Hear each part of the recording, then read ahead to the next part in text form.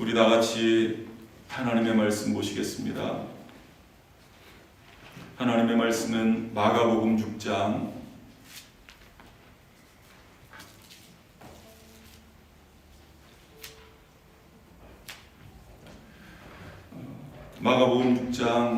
14절에서 29절까지 말씀입니다.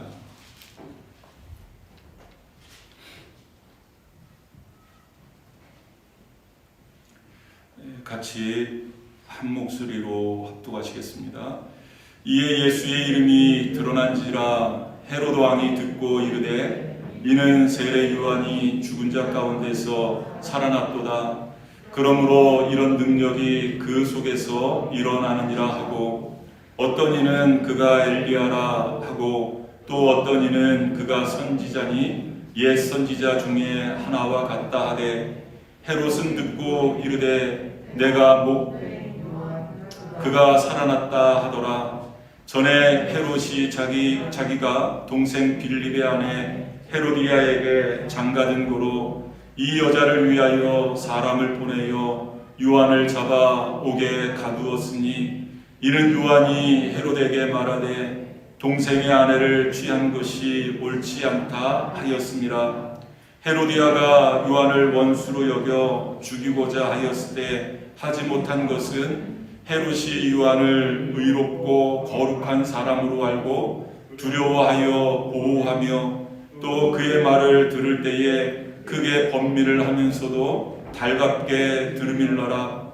마침 기회가 좋은 날이 왔으니 곧 헤롯이 자기 생일에 대신들과 천부장들과 갈릴리의 귀인들로 더불어 잔치할세. 헤로디아의 딸이 친히 들어와 춤추어 헤롯과 그와 함께 앉은 자들을 기쁘게 한지라. 왕이 그 소녀에게 이르되 무엇이든지 내가 원하는 것을 내게 구하라. 내가 주리라 하고, 또 맹세하기를 무엇이든지 내가 내게 구하면 내 나라의 절반까지라도 주리라 하거늘, 그가 나가서 그 어머니에게 말하되 내가 무엇을 구하리이까? 그 어머니가 머리를 구하라 하니, 그가 곧 왕에게 급히 들어가 구하여 이르되 세례 요한의 머리를 소반에 얹어 곧 내게 주기를 원하옵나이다 하니, 왕이 심히 근심하나 자기가 맹세한 것과 그 앉은 자들로 인하여 그를 거절할 수 없는지라. 왕이 곧 시병 하나를 보내어 요한의 머리를 가져오라 명하니, 그 사람이 나가서 옥에서 요한을 목베어 그 머리를 소반에 얹어다가 소녀에게 주니, 소녀가 이것을 그 어머니에게 주니라. 요한의 제자들이 듣고 와서 시체를 가져다가 장사하니라. 아멘.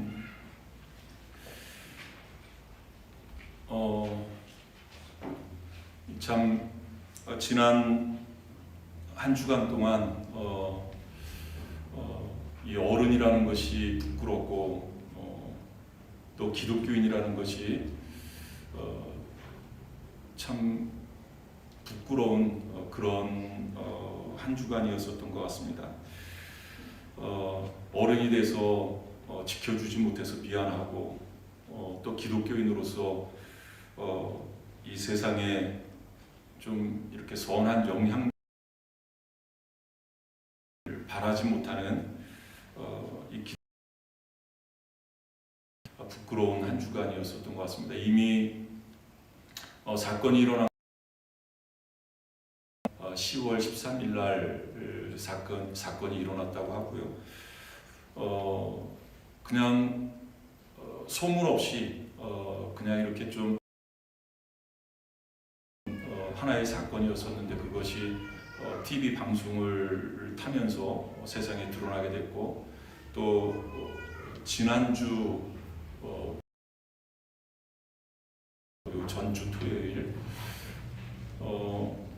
그 TV 한 방송에서 그 시사 프로그램에서 이 사건을 보도를 하면서 전 국민의 아주 그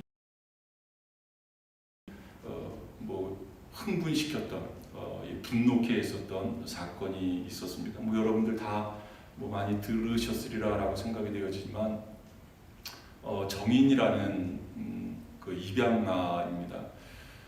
이 정인이가 작년 10월달에 죽을 때 나이가 뭐 나이라고 할 수도 없죠. 이 아이가 거의 뭐 아주 응급한 뭐 거의 죽음 직전의 상태로 그 응급실에 실려왔습니다. 그런데 응급실에 실려온 것도 그렇게 위급하면 구급차를 불러서 빨리 어떤 조치를 취해야 되는데 이 정인이라는 아이를 입양한 부모 이 양모가 자기 친딸을 유치원에 데려다 주고 그리고 와서 이제 폴벤을 불러서 그 아이를 응급실에 이렇게 실어 간 겁니다. 그러니까 그때만 좀 서둘러서 좀 상태가 위급했을 때 좀 서둘러서 구급차를 불러서 병원에 왔으면 그래도 생명을 살릴 수 있지 않았을까라고 그 담당하는 의사가 이렇게 인터뷰하는 것을 들었어요. 이 담당하는 의사가 그 정인이라는 아이를 봤을 때 뭐 그대로 그 의사의 표현을 빌리자면 악마를 보았다라는 표현을 해요. 악마를 보았다. 그 생후 16개월 된 아이의 온몸이 멍으로 이렇게 멍들었고요. 이미 그 피부 곳곳에는 이 괴사 이렇게 죽어 있는 피부가 곳곳에 있었고 또 뼈는 골절되고 심지어는 그 장기 중에 그 제일 안쪽에 있는 그 췌장이라는 이렇게 그러니까 뭐 제일 그 등 쪽에 이렇게 붙어 있는 그런 장기라고 해요. 그 췌장이 파열되어졌다고 합니다.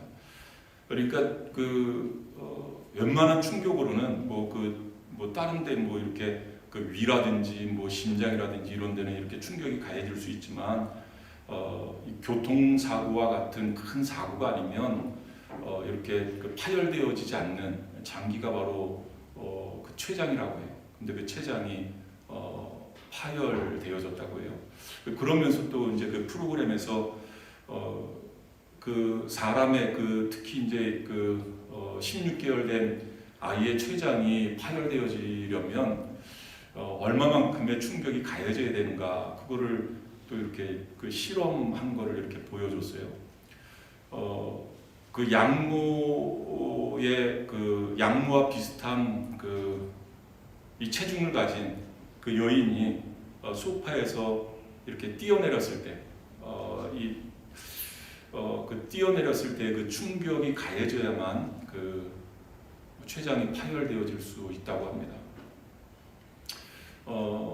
그 사건이 있었던 당일날 그 아파트 아래층에 살고 있었던 이웃이 증언을 하는데 이렇게 바닥에 덤벨이 그러니까 무거운 아령이 떨어지는 그러한 소리를 들었다고 해요. 그러니까 이 아이에게 이 주어진 그 충격이 얼마나 컸는가를 우리가 알 수 있습니다. 그러면서 한 주간 동안 많은 네티즌들에 의해서 그 양 부모의 그 신상이 파헤쳐지고 이런 도대체 어떤 사람인가 이제 그게 이제 그 신상이 공개되어지면서 참 마음이 무겁고 또 한편으로는 좀 부끄럽기도 하고 그랬습니다. 그 정인이를 입양했었던 그 양 부모는 크리스찬입니다. 그 양가의 아버님들이 목회를 하시는 목사이고요. 그리고 기독교 학교에서 이렇게 만나서 결혼을 하게 된 그러한 그리스도인이라고 합니다. 참 이 마음이 무겁고 지금 또 코로나 때문에 다들 힘든, 또 이렇게 코로나가 또 확산되어지는데 어떻게 그런 부분이 또 교회의 어떤 책임을 않을 수 없는 그런 상황 아닙니까? 그런 상황 속에서 또 이런 일들이 있어서 참 무거운, 좀 부끄러운 한 주를 이렇게 보내지 않았나라고 생각이 되어집니다.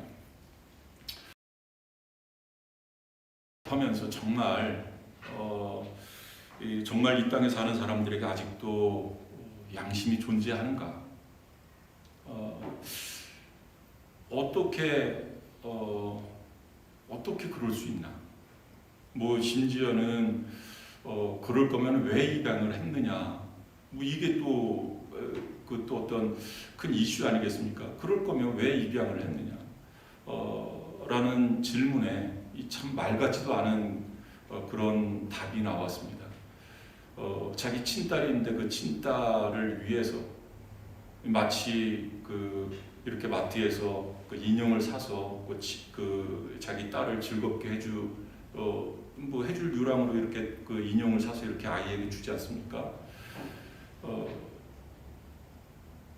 그럴 심산으로 입양을 했다는 거예요. 어떻게 인간으로서 이럴 수 있느냐? 도대체 양심이 진짜 털끝만치라도 있다면 어떻게 그럴 수 있겠는가? 그런데 이것이 우리가 살고 있는 이 시대의 현실이 아닌가라고 생각이 되어집니다. 여러분, 이 성경에 보면 그 인간의 양심이라는 것이 이렇게 딱 고정되어져 있는, 그러니까 이 하나님의 형상으로 지음받은 우리 인간이 그 하나님으로부터 받은 그 하나님의 형상, 하나님의 어떤 성품, 이런 것들이 딱 고정되어져 있는 것이 아니라 이 죄로 말미암아서 이 양심이라는 것이 가변적이라는 거죠. 이렇게 좀 변화되어질 수 있다라고 성경은 말씀하고 있습니다. 그래서 성경 말씀을 보면 양심이 더러워진다. 또 양심이 화인 맞은 양심이 되어진다. 이 화인 맞은 양심이라고 그렇게 성경은 표현을 하고 있습니다. 그러니까 이 화인 맞은 양심이 더러워진다. 이 말은 아마 양심이 불타서 실종되어진다.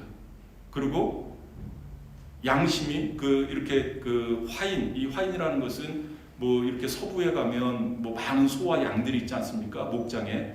그것이 자기 소와 양인 것을, 자기의 소유인 것을 확인하기 위해서 이렇게 불에 도장, 인두 같은 것을 이렇게 불에 달궈서 엉덩이 쪽에 이렇게 도장을 찍지 않습니까? 그래서 이 말이 이 소가 내 소다라는 것을 증명하지 않습니까? 이 불인두로 도장을 찍은 그곳은, 이 엉덩이 부분은 이 감각이 없다고 해요. 아무리 바늘로 찔러도. 여러분 그러지 않겠어요? 마치 이 양심이 화인 맞은 양심처럼 아무리 책망을 해도 아무리 바늘로 찔러도 이 감각이 없는 겁니다. 내가 잘못하고 있는지, 내가 지금 죽어가고 있는데, 내가 지금 병들어가고 있는데 감각을 못 느끼는 겁니다. 이 화인 맞은 양심이라고 성경은 말씀하고 있거든요. 그런데 여러분, 오늘 본문의 말씀을 보면 그 이스라엘을 다스리던 한 왕이 지금 이 양심이 죽어가고 있는 그런 모습을 우리에게 보여주고 있습니다. 그 사람이 바로 헤롯이라는 사람입니다. 조금 더 정확한 이름을 이야기하면 헤롯 안디바라는 사람입니다. 우리가 잘 아는 이 예수님이 태어날 당시에 그 헤롯, 그 사람은 이제 헤롯 대왕이라고 부르고 있고요.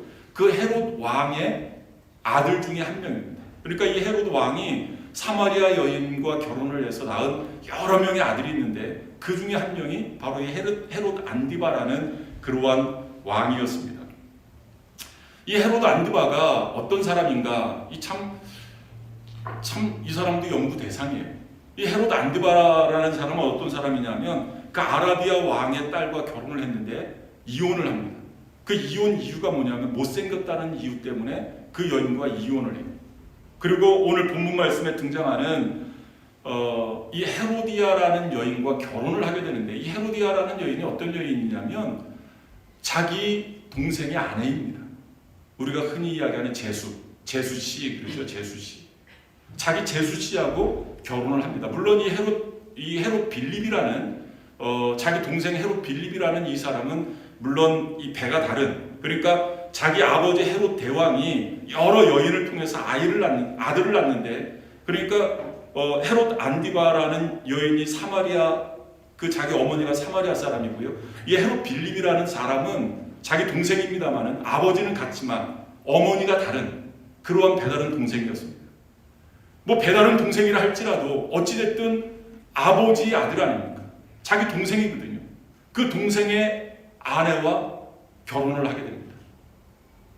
그러니까 이 헤롯 가문이, 이 헤롯 집안이 얼마나 통해서 우리가 알 수 있고요. 이 헤로디아라는 이 여인은 이 헤롯 안디바의 조카 딸입니다. 자기 제수씨인 그런 여인과 결혼을 한 겁니다. 그러니까 한국식 표현으로 하면 한 나라를 다스리는 왕의 가문, 정말로 콩가루 같은 그런 가문이었습니다. 그런데 헤롯 안디바라는 이 왕이 자기 조카 딸이면서 또 자기 제수씨인 그 헤로디아와 결혼을 하면서 사회적인 문제, 그때 당시에 하나님께서 쓰시던 하나님의 사람이었었던 세례 요한이 그 일에 대해서 지적을 한 겁니다. 그것은 죄입니다. 그렇게 해서는 안 됩니다. 한 거예요. 성경을 보면 이 헤롯 안디바가 자기를 꾸짖는 또 자기를 책망하는 그러한 세례 요한에 대하지 않습니까? 그러면 자기를 책망하고 그러면 좀 왕으로서 굉장히 좀 어떤 수치감을 느끼고, 또 반면에 좀 이렇게 분노해서 당장 요한을 잡아다가 이렇게 처형을 한다든지 어떤 조치를 취할 텐데, 이 헤롯 안디바가 그러지를 못합니다. 왜냐하면 요한에 대한 상당한 존경심이 이 헤롯 안디바에게 있었던 겁니다.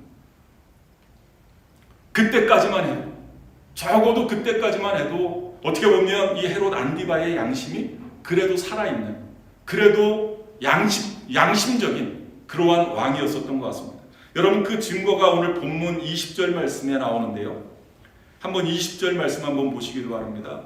헤롯이 요한을 의롭고 거룩한 사람으로 알고 두려워하여 보호하며 또 그의 말을 들을 때에 크게 번민을 하면서도 달갑게 들음일러라. 이 세례 요한의 지적, 좀 아프지만, 좀 왕으로서 부끄럽고 창피하지만 이 요한의 말을 달갑게 들었다라고 성경이 말씀하고 있어요.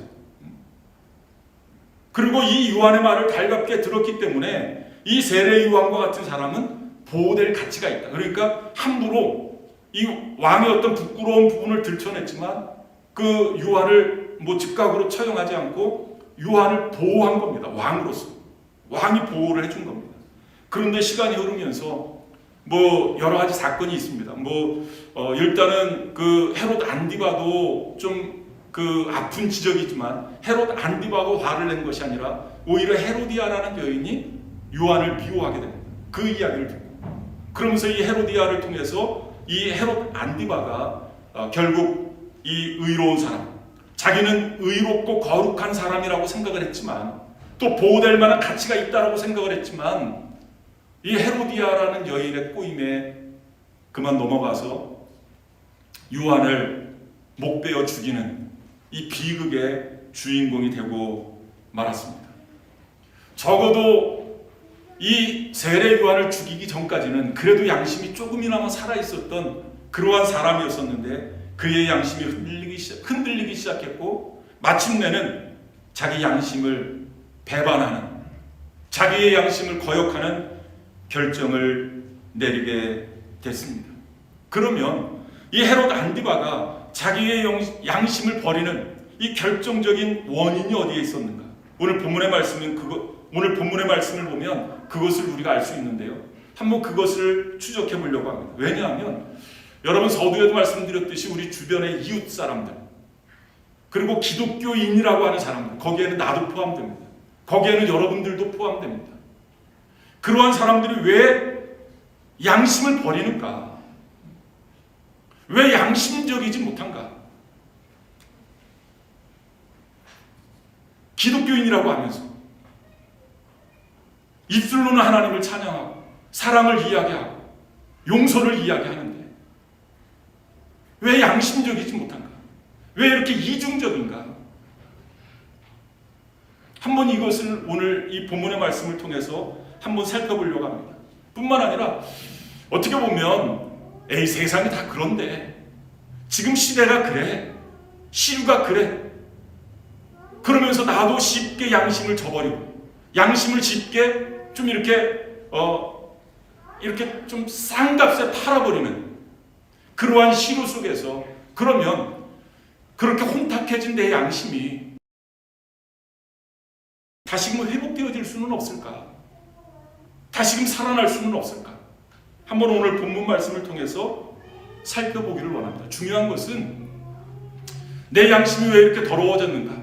에이, 뭐 그냥 세상이 그러니까 남들도 다 그렇게 사니까 그냥 이렇게 치부해버릴 것이 아니라 중요한 것은 우리의 양심은 다시금 회복되어질 수 있다. 우리의 양심은 다시금 살아날 수 있다. 그래서 하나님의 기쁨이 되어진 뭐 입이 닳도록 우리가 이야기하는 말 아닙니까? 하나님의 기쁨이 되어지기를 원합니다. 하나님의 영광이 되어지기를 원합니다. 그냥 말로만이 아니라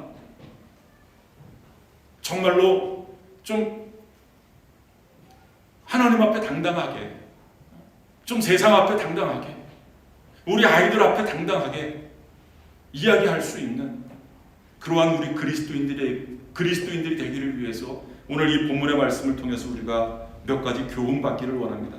그러면 왜 이 헤롯 안디바라는 사람이 이렇게 양심을 저버리는 그러한 사람이 될 수밖에 없었는가? 몇 가지 원인을 한번 진단을 해보기를 원합니다. 첫 번째는 욕심 때문입니다. 욕심. 뭐 여러 가지 욕심이 있겠습니다만은 이 헤롯 안디바에게 있었던 욕심. 그 성욕을 저버리지 못한 겁니다. 그것을 관리하지 못한 겁니다. 결국 이 성욕 때문에 자기의 양심을 저버리게 된 것입니다. 여러분 욕심 그러면 좀 우리는 그 부정적인 시각으로 그 욕심을 바라봐요. 욕심, 욕이라고도 이야기할 수 있습니다. 그런데 여러분 욕심이 과연 나쁜 것일까요?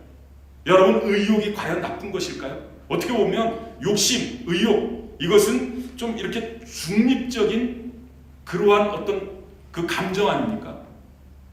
여러분 성적인 욕심이 없다. 어떤 그 적인 욕심이 없다.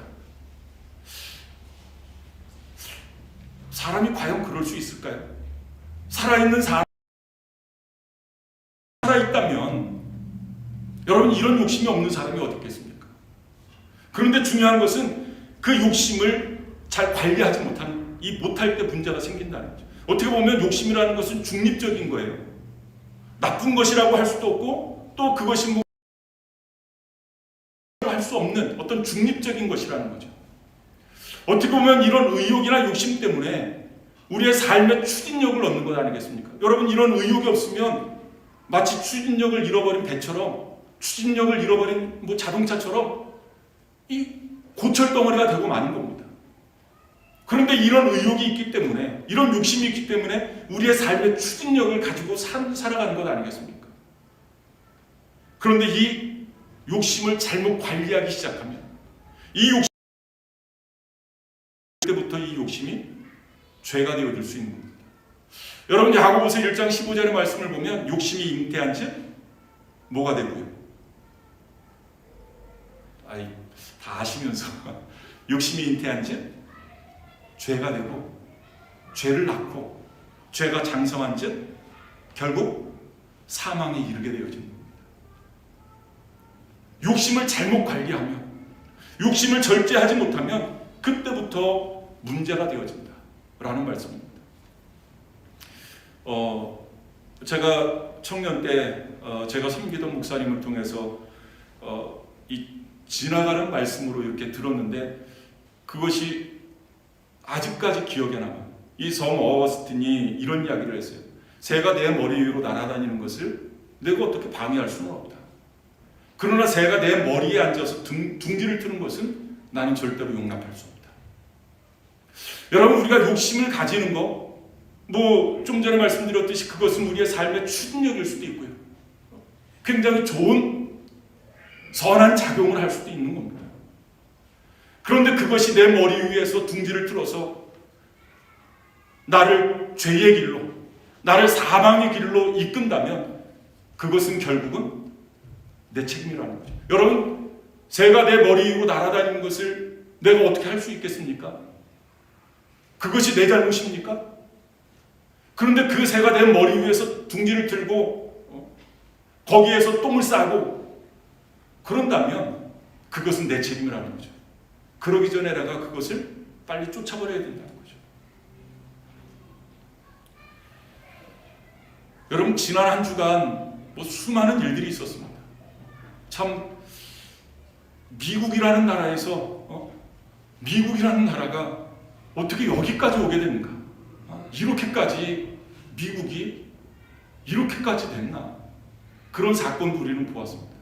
이미 몇십 년 전에 미국의 대통령이 성 스캔들 때문에 탄핵이 될 뻔한 클린턴 이야기입니다. 일도 있었고요.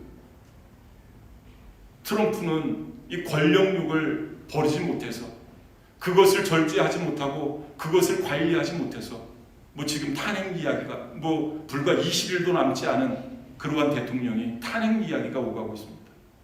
다 욕심 때문에 그런 것 아니겠습니까? 그 욕심을 관리하지 못하니까, 그 욕심을 절제하지 못하니까 그렇게 되어진 것 아닙니까? 바로 이 오늘 본문 말씀에 등장하는 이 헤롯 안디바라는 사람, 결국 이 헤로디아와 결혼을 하고 가정이라고도 할 수도 없죠. 그 이후에 이 헤롯 안디바나 이 헤로디아는 이 문란한 성생활을 하게 됩니다. 자기가 누구와 살고 있는지도 모르고 자기의 자식이 누군지도 모르고 이 타락한 삶을 살게 됩니다. 여러분, 헤롯 집안의 타락의 양상이 바로 그런 양상이었습니다. 자기의 욕심을 도무지 절제하지 못하는, 그래서 결국 사망에 이르게 되는 그러한 삶을 살았었던 사람이 바로 이 헤롯 안디바라는 사람이었습니다. 잘못 관리된 욕심으로부터 결국 양심이 더럽혀지는 타락의 시작이 되어진 것을 우리가 알 수 있겠고요. 두 번째로, 왜 이렇게 양심이 더러워졌고 없었는가? 두 번째 원인을 보니까 하는 것을 오늘 본문 말씀을 통해서 우리가 알 수 있습니다. 여러분, 이 허영심, 이렇게 좀 귀여운 표현으로 하면 좀 허풍이라고도 이야기를 하죠. 근데 좀 허풍하고 허영심하고는 조금 다른 것 같아요. 허영심. 이 허영심이 어떤 것이냐? 과시의 욕구, 자기 분수를 알지 못하고 자기를 과시하고 싶은 그 어떤 욕구, 이것을 허영심이라고 할 수 있습니다. 분수를 알지 못하고 넘어서는, 그리고 자기를 과시하고 싶은 욕망을 절제하지 못하는, 억제하지 못하는, 그것이 바로 허영심입니다. 빌립보서 2장 말씀을 보면 사도 바울이 빌립보 교회 성도들에게 편지를 하지 않습니까? 빌립보서 2장 말씀을 보면 이 사도 바울이 의 삶에 정말로 기쁨이 넘쳐나는, 좀 정말로 이렇게 좀 건강한 삶을 살 수 있는 그런 어떤 메시지를 그들에게 보낸 것이 바로 이 빌립보서 말씀입니다. 그런데 정말로 기쁨의 삶, 정말로 건강한 삶을 살기 위해서 어떻게 해야 되느냐? 빌립보서 2장 다툼과 허영을 버려야, 이 다툼과 허영심을 버려야 너희의 삶이 기쁨의 삶, 건강한 삶이 될 수 있다 라는 것을 이야기합니다. 여러분 빌립보서 2장 3절 말씀 보시기를 바랍니다. 아무 일에든지 다툼이나 허용으로 하지 말고 오직 겸손한 마음으로 각각 자기보다 남을 더 낮게 여기며 더 좋게 여기며 그래야 너희들의 기쁨의 삶을 그래야 너희들의 삶이 건강해질 수 있다라는 그러한 말씀입니다. 여러분 좀 전에 말씀드렸던 이 허영 이것을 사전적인 의미로 살펴보면 나타낼 만한 것이 아무것도 없으면서 자기를 과시하고 싶은 욕구 이것이 허영심의 본질입니다. 여러분 오늘 본문 말씀에 등장하는 이 헤롯 안디바 이 헤롯 안디바에게는 어떤 허영심이 있었는가? 오늘 본문 말씀에 보니까요 그 23절의 말씀을 보니까 물론 이 말씀은 이제 조금 설명이 필요한데요. 그 예수님의 제자들이 복음을 증거하면서 많은 능력을 나타내지 않습니까? 그 소문을 듣고 이 헤롯 안디바가 과거를 이렇게 회상하는 그러한 내용입니다. 이 헤롯 안디바가 그 주변의 관리들을 다 불러 모아놓고 잔치를 벌립니다. 그 잔치의 절정에서 이 헤로디아의 딸인 이 헤로디아의 그 딸 살로메는 그 헤롯 빌립과 헤로디아 사이에서 난 그 딸입니다. 그 살로메라는 그 작은 여자아이가 춤을 추는데 이 헤롯 안디바가 거기에 홀딱 반합니다. 거기에 홀딱 반해요. 그래서 이 이상한 그 결정을 내리게 되는데요. 그 23절의 말씀을 보니까 또 맹세하기를 무엇이든지 네가 내게 구하면 내 나라의 절반까지라도 주리라 하거늘 나라의 절반까지도 준다. 그러니까 이 작은 어린아이 살로메가 얼마나 그 헤롯 안디바를 홀렸는지 그 춤으로 홀렸는지를 알 수 있습니다. 너무나 기분이 좋으니까 내 나라의 절반까지도 너에게 주겠다라고 이렇게 이야기를 하고 있어요. 그런데 여러분 아무리 술이 취해도 아무리 기분이 좋아도 자기가 할 수 없는 권한 밖의 일을 지금 이 헤롯 안디바가 이야기를 하는 겁니다. 자기 나라의 절반을 준다? 헤롯 안디바는 그런 위치에 앉아있는 사람이 아니었습니다. 우리가 잘 아는 것처럼 이 헤롯 안디바는 왕이긴 왕이지만 여러분 성경에 보면 분봉왕이라는 이야기 들어보셨죠? 분봉왕. 그때 당시에는 로마가 그 세계를 제패해서 다스릴 때 아닙니까? 이 이스라엘 땅도 로마가 지배하고 있는 그러한 땅이었습니다. 로마가 이 이스라엘을 지배를 하면서 이스라엘 땅을 4등분했습니다. 4개로 나누었습니다. 그리고 왕을 각자 세운 거예요. 그 중에 한 사람이 헤롯 안디바라는 사람입니다. 이 헤롯 안디바는 이 갈릴리 지역과 베레아 지역, 그러니까 그 이스라엘 땅에서 제일 못 사는, 어떻게 보면 제일 가난한 그런 사람들이 살고 있는 갈릴리 지역과 베레아 지역을 이렇게 다스리는 그러한 분봉 왕이었습니다. 뿐만 아니라 그때 당시에는 로마에서 파송한 총독도 어떻게 보면 총독이 더 큰 권한을 가지고 이스라엘 전체를 다스리는 그러한 때였습니다. 그런 사람이 이 나라의 절반을 주겠다? 좀 전에 말씀드렸죠. 자기 분수를 알지 못하고 지금 자기 일을 지금 이야기하고 있는 겁니다. 허영심입니다. 허영심. 아무리 기분이 좋아져도 그렇지, 아무리 술에 취했다 그래도 그렇지, 자기 권한 밖에 분수 밖의 일을 지금 이야기하고 있는 겁니다. 마치 자기가 무슨 권한이라도 있는 것처럼. 여러분 구약성경 그 에스더서를 보면 아하수에로 왕을 여러분 아시죠? 이 아하수에로 왕, 그 에스더에게 이 에스더가 얼마나 좋았으면 에스더에게 나라의 절반이라도 내가 너에게 주겠다라고 이야기를 합니다. 여러분 아하수에로 왕은 그럴 만한 권한이 있는 사람이었습니다. 왕의 권한으로서 나라의 절반도 줄 수 있는 그러한 권한이 아하수에로에게는 있었던 겁니다. 그런데 이 헤롯 안디바라는 사람은 전혀 그런 권한이 없으면서 지금 이런 말을 허영입니다. 허영. 여러분 우리가 신앙생활하면서 이 비전이라는 말을 굉장히 많이 씁니다. 비전. 여러분 비전과 허영 어떻게 보면 이렇게 좀 비슷한 것 같아요. 아주 유사한 것 같습니다. 그런데 이 비전과 허영은 완전히 다른 겁니다. 여러분, 하나님께서 우리에게 주신 탤런트가 있습니다. 하나님께서 우리에게 주신 은사가 있습니다. 내가 가진 탤런트, 내가 가진 은사, 그것에 근거해서 하나님이 내게 주신 사명을 이루고자 하는 것을 우리는 비전이라고 이야기를 합니다. 그런데 내가 가진 것이 아무것도 없으면서 마치 가진 것처럼 이야기를 하면 그것은 허영입니다. 전혀 상관이 없는 무엇을 가지고 있다라고 착각하는, 우리는 그것을 이야기하면서 잘 포장해서 이야기하니까 사람들이 거기에 속아 넘어가는 것 같아요. 그리고 많은 사람들이 이야기합니다. 오, 대단한데? 야, 비전이 큰데? 사람은 속아 넘어갈지 모르지만 하나님은 속아 넘어가지 않습니다. 그리고 여러분, 우리 그리스도인들이 꼭 기억해야 될 일이 있습니다. 하나님이 내게 주신 믿음의 분량, 이 생각하게 되면 이 사람이라는 이 존재가 허영심에 그래서 그것을 경계하고 있습니다.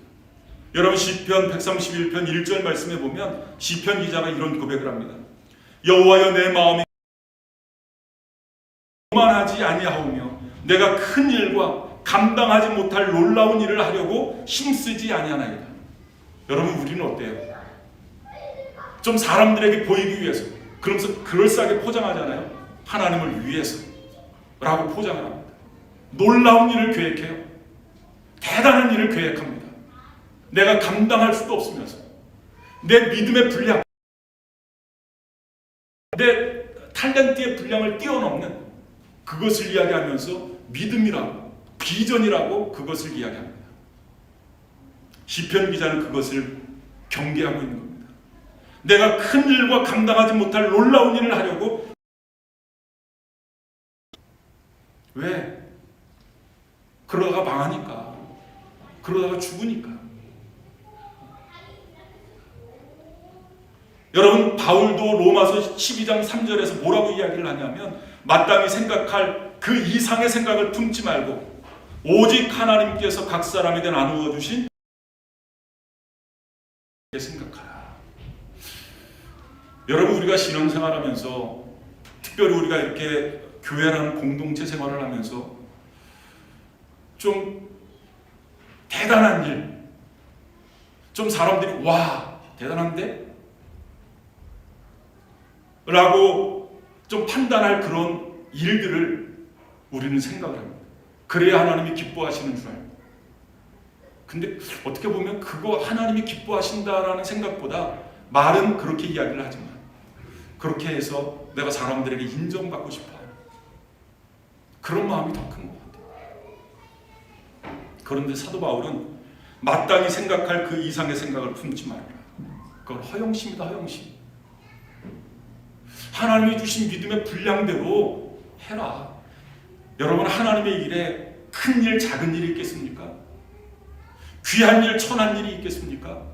여러분, 교회에서 설거지하는 일이 천한 일입니까? 교회 주변을 돌아가면서 뭐 풀을 뿜고 그런 일이 천한 일입니까? 절대 그렇지 않습니다. 사람들은 그렇게 판단할지 모르지만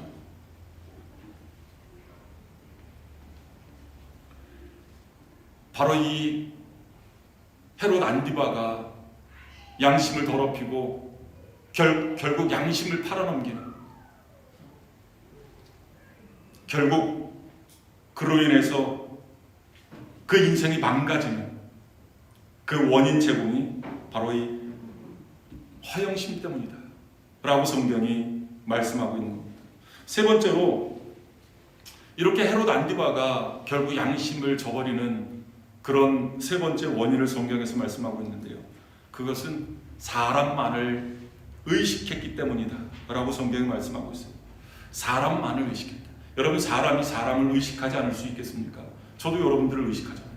어떻게 보면 저는 좀 생리적으로 그렇다라고 생각을 하지만 또 제가 사람을 의식하기 때문에 이렇게 땀이 좀 많이 나지 않나 라고 생각이 되어져요.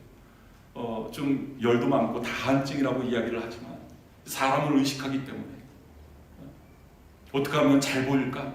어떻게 하면 잘할까? 이 마음 때문에 긴장도 하고 그러면서 뭐 이렇게 좀 열이 올라가면서 땀이 나지 않나 그렇게 생각이 되죠. 뭐 사람이기 때문에 그렇습니다. 그러니까 우리가 이웃의 눈치도 보고 뭐 다른 사람들을 의식하면서 살아가는 것 아니겠습니까? 뭐 사람이기 때문에 그렇습니다. 그런데 중요한 것은 여기서 이 사람을 의식하는 것을 뭐 정죄하거나 그거 잘못됐어 라고 이야기하는 것이 아니라 사람만을 의식하는 것을 성경은 지적하고 있는 겁니다. 사람만을 의식하는 것. 여러분 이것이 문제라는 거죠. 이것에 중요한 전제가 있습니다. 이 사람만을 의식한다 이것은 하나님을 의식하지 않는다. 하나님보다는 사람을 더 중요하게 생각한다. 하나님을 생각하기보다는 사람을 더 중요하게 생각한다 라는 전제가 깔려있는 겁니다. 바로 이 헤롯 안디바가 주위 사람을 의식한 겁니다. 내가 이런 행동을 하면 하나님이 어떻게 생각하실까? 창조주 하나님 대신 인생을 섭리하시는 그 하나님이 나를 어떻게 판단하실까? 어떻게 심판하실까? 이것을 전혀 의식하지 않는 겁니다. 여러분 이런 여러분 한번 26절 말씀 한번 보시기를 바랍니다. 왕이 심히 근심하나 자기가 맹세한 것과 그 앉은 자들로 인하여 그를 거절할 수 없는지라. 왕으로서 체면이 있지. 왕으로서 약속한 것이 있는데 하면서 그 앉은 사람들로 인하여 그 사람들 때문에 바른 판단을 내리지 못한 겁니다. 양심 있는 판단을 내리지 못한 겁니다.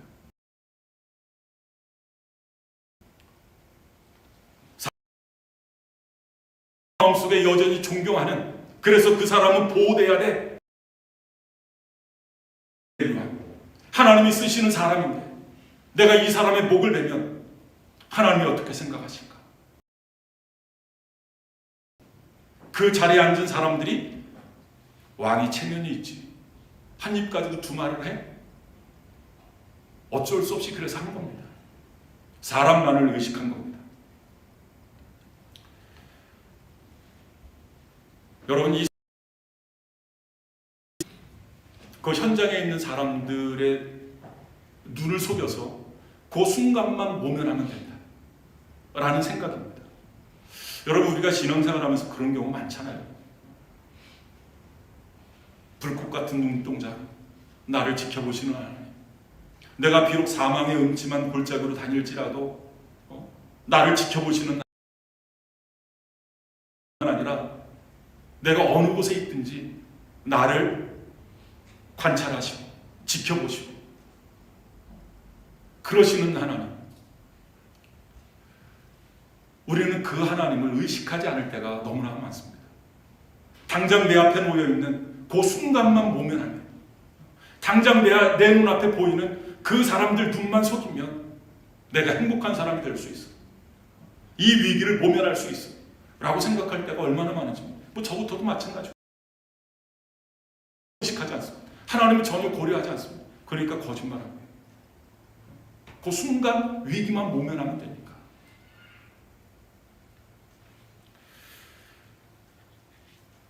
그 15세기, 16세기 때 종교 개혁이 일어나지 않습니까?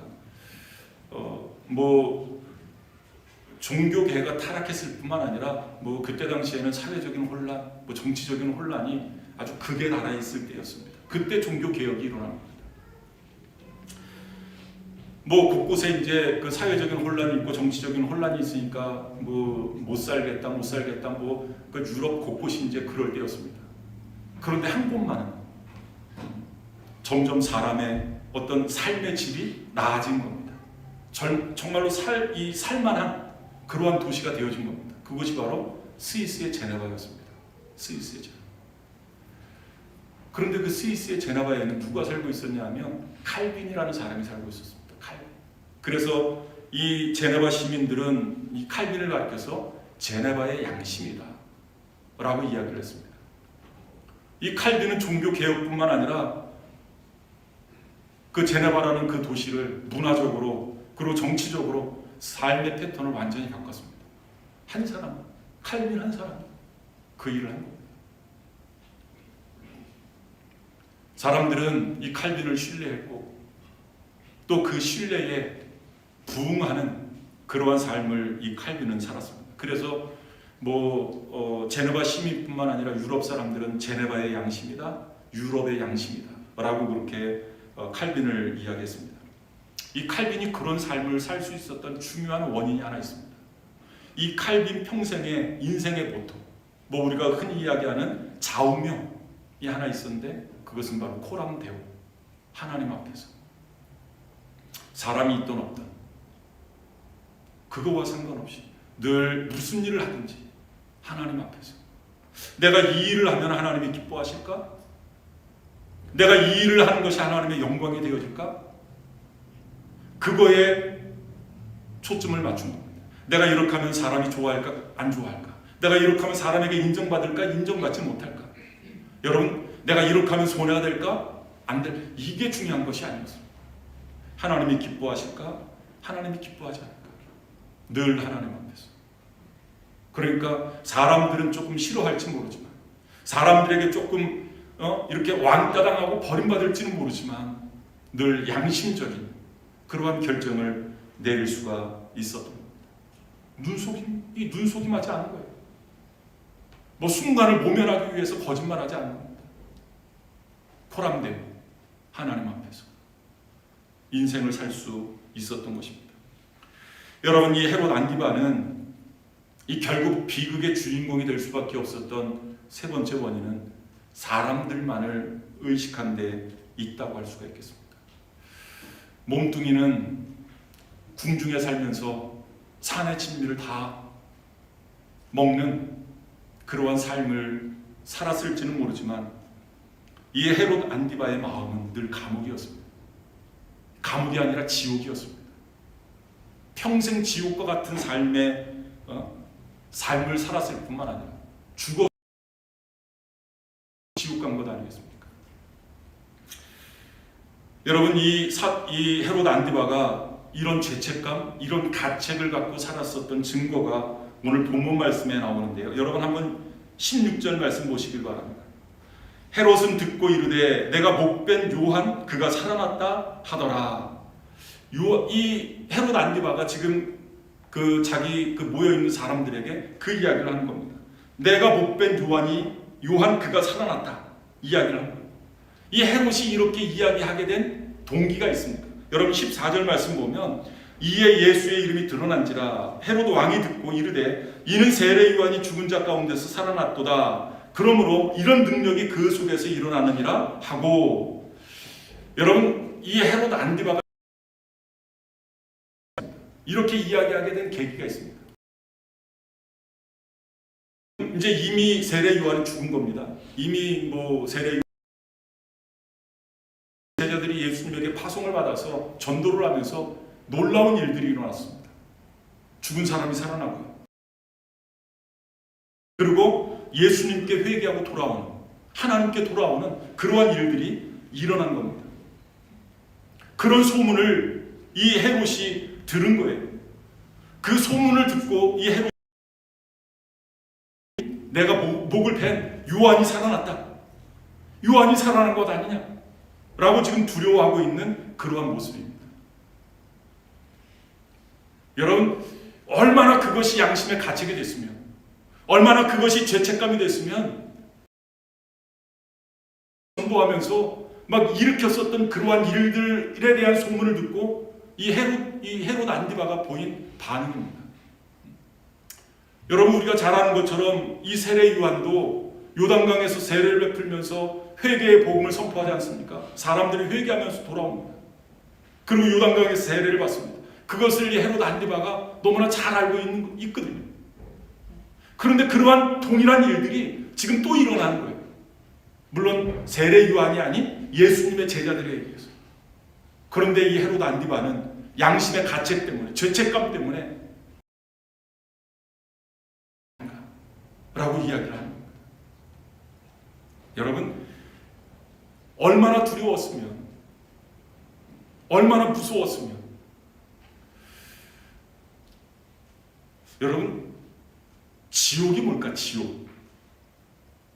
물론 예수 믿지 않은 사람들이 가는 곳이 지옥입니다. 이 과연 지옥이란 어떤 곳일까? 어떤 곳일까? 여러분, 악몽 꾸어보셨습니까? 악몽? 악몽을 꾸는데 그 악몽에서 깨어나지 않는 겁니다. 깨이지 않는 겁니다. 깨어났는데도 여전히 악몽을 꾸고 있는 것 같은, 여러분, 그것이 지옥 아니겠습니까? 지옥.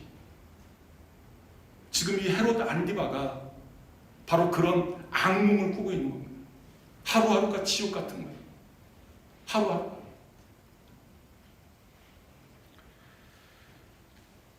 이런 삶을 살았었던 사람이 바로 헤롯 안디바였습니다. 그런데 중요한 것은 이 헤롯 안디바에게 양심이 회복되어질 수 있는 기회가 찾아왔습니다. 양심이 회복되어질 수 있는, 어떻게 보면 회개할 수 있는 기회가 이 헤롯 안디바에게 찾아왔습니다. 그런데 헤롯 안디바는 그 기회를 잡지 못했습니다. 우리가 잘 아는 것처럼 예수님을 결국 십자가에 못 박는데 결정적인 역할을 했었던 사람이 빌라도 아닙니까? 이 빌라도와 헤롯 안디바가 예수님을 처형하는 일에 앞장섰었던 사람이었습니다. 그런데 끝끝내 양심을 회복하지 못했습니다. 그럼 여기서 중요한 질문이 있습니다. 그러면 이 헤롯 안디바처럼 죽어버린 양심, 더럽혀진 양심, 이런 양심도 다시금 회복되어질 수 있을까? 성경은 뭐라고 이야기하고 있습니까? 회복되어질 수 있다. 가능하다. 가능하다라고 이야기를 합니다. 사람들은 이것을 인정하지 않으려고 합니다. 그렇죠? 우리가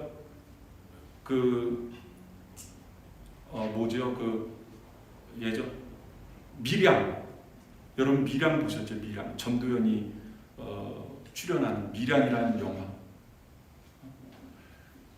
유괴범이 자기 아들을 유괴한 그 유괴범이 감옥에 갔는데 그 감옥에서 그 유괴범이 회개한 거예요. 그래서 이 전도연이 막 이렇게 그 신앙생활을 통해서 어떤 마음을 추스리고 그 유괴범을 용서하기 위해서 감옥에 찾아갔는데 그 죄수가, 이 자기 아들을 유괴해서 죽여버린 그 죄수가 너무나 평온한 거예요.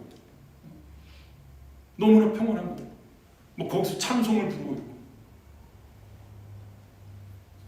여러분, 이것을 여러분들 이해할 수 있겠습니까? 죽어버린 양심이, 더럽혀진 양심의 소유자가 다시금 회복되어질 수 있다. 성경은 그것이 가능하다. 우리는 그것을 복음이라고 이야기합니다. 복음. 그렇습니다. 사람들이 인정하든 인정하지 않든 죽어버린 양심이라 할지라도 다시금 살아날 수 있다는 것이 성경의 말씀입니다. 그러면 어떻게 우리의 양심이 회복되어질 수 있느냐? 성경은 간단하게 이야기를 합니다. 양심의 주인은 하나님이시기 때문에 하나님으로 말미암아 양심이 회복되어질 수 있다는 겁니다. 여러분, 양심의 주인은 하나님이십니다. 하나님이십니다. 그래서 우리의 양심이 그 하나님을 느낄 수 있는, 그것이 바로 양심이 살아난 증거입니다. 그러기 위해서는 하나님의 관점에서 우리의 죄를 바라볼 수 있어야 됩니다. 그때 회개가 가능하다.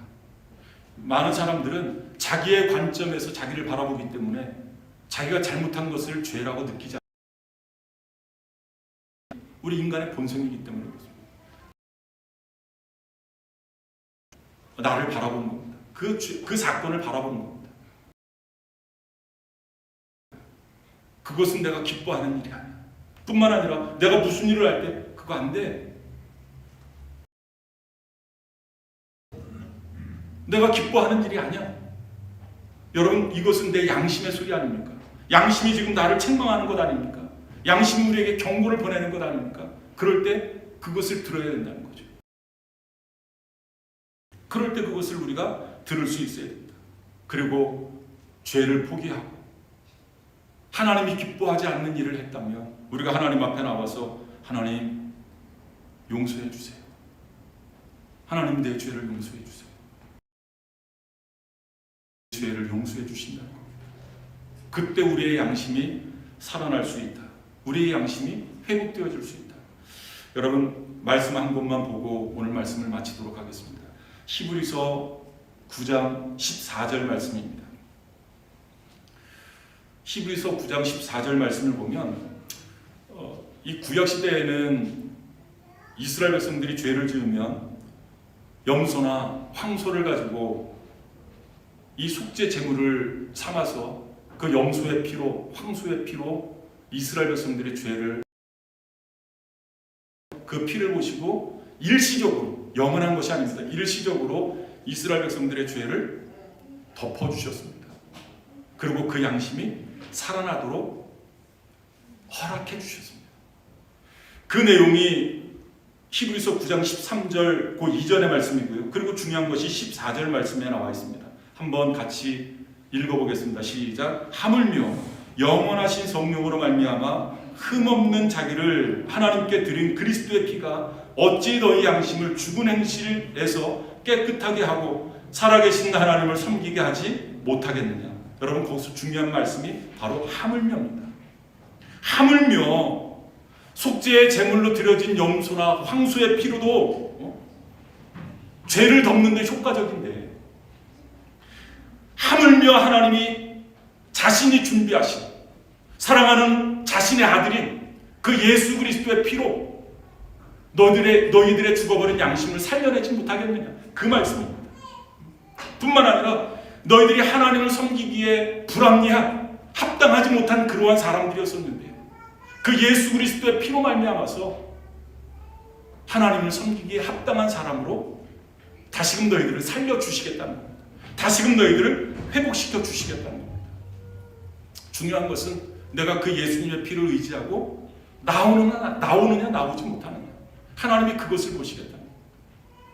그러면 우리의 양심이 살아날 수 있다는 겁니다.